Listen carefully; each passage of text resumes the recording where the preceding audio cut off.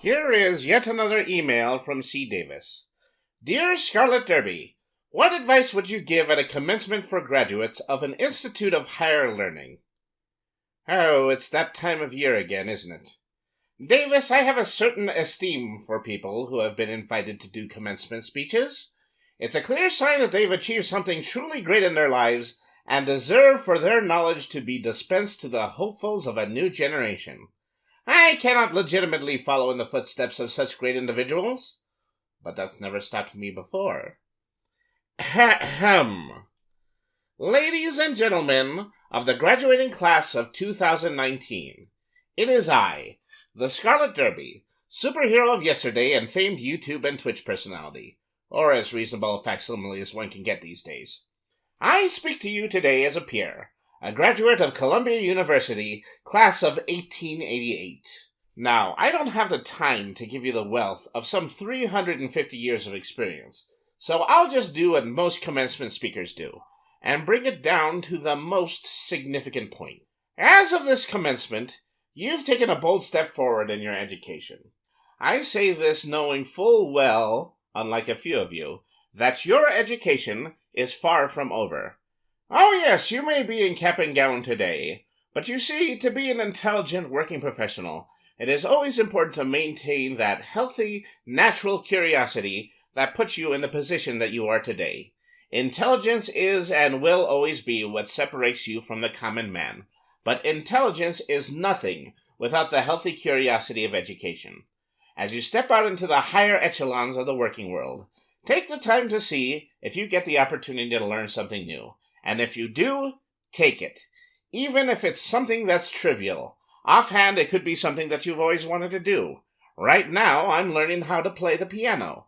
I'm not any good at it. I say all of this to you because you never know when fate is going to play its fabled hand, and when it does, you never know which intelligences you're going to need. My solution to this is simply to know everything that you possibly can. You'll soon hear a lot of people talk about your big break, or about finding your niche, or falling into something at your age. That all seems to speak to the concept of luck, which many people don't realize is based on intellectual observation. If you find $5 on a grassy hill outside of a public school, it's because you were able to look down at the right time and realize that a $5 bill is legal tender. There wasn't a twig or a cucumber there. And you're twice as lucky if that just happened to be a rattlesnake, and you knew that was a rattlesnake. This all sounds pretty frivolous, but the time will come when you're in a tight situation, and the only thing you can think about is how much easier this would be if you were this person instead of exactly who you are. In these situations, it's best not to blame yourself. It's not that you can't be a better person. It's only that you lack the knowledge to do this specific thing. So, if you don't know something, learn something. Out of centuries of experience, I can tell you, it's probably the best possible advice that I can give. And there you have it, folks. Congratulations to all of this year's graduates. And ta-ta until next time.